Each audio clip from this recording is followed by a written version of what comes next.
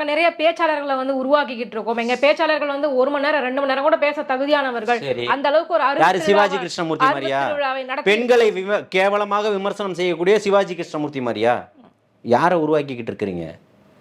நீங்க பேச்சாளரை உருவாக்குங்க, அது உங்களுடைய கட்சியினுடைய கட்டமைப்பு. மக்களுடைய ஆட்சிக்கு பதில கேட்டா உங்க கட்சியினுடைய கட்டமைப்பை பத்தி சொல்றிய, இது உனக்கு அவமானமா இல்லையான்னு கேட்கிறோம். நான் வந்து இங்க ஒரு பொதுஜன மக்கள், திமுக உறுப்பினர் இல்லை. இங்க இருக்கக்கூடிய பாதிப்புகளை தானே பேசுறேன்.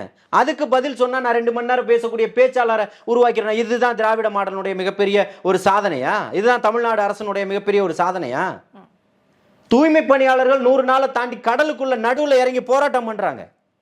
அன்னைக்கு ஒரு வழக்கு சம்பந்தமா நீதிமன்றம் போற தோழர் பாரதி பார்த்து சொல்றாரு, இன்னைக்கு வந்திருக்கு தோழர் வழக்கு, அதுக்காக நான் வந்திருக்கிறேன் அப்படின்னு சொல்லிட்டு.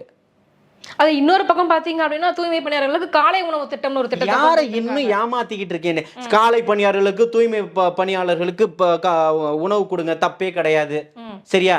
நான் மறுக்கலை. 4.5 வருஷம் தேவையா இதுக்கு உங்களுக்கு? அவர்களுக்கு நீங்க கொடுத்த வாக்குறுதிகள் என்ன? உங்களை வந்து மாநகராட்சி நிர்வாகிகளா நாங்க பணியமர்த்துவோம் திமுக தேர்தல் வாக்குறுதியிலும் கொடுத்திருக்கு. ஸ்டாலின் நேர்லயும் பார்த்து சொல்லியிருக்கிறாரா இல்லையா இன்னைக்கு இருக்கக்கூடிய முதல்வர்? ஏன் அதை நிறைவேற்றல?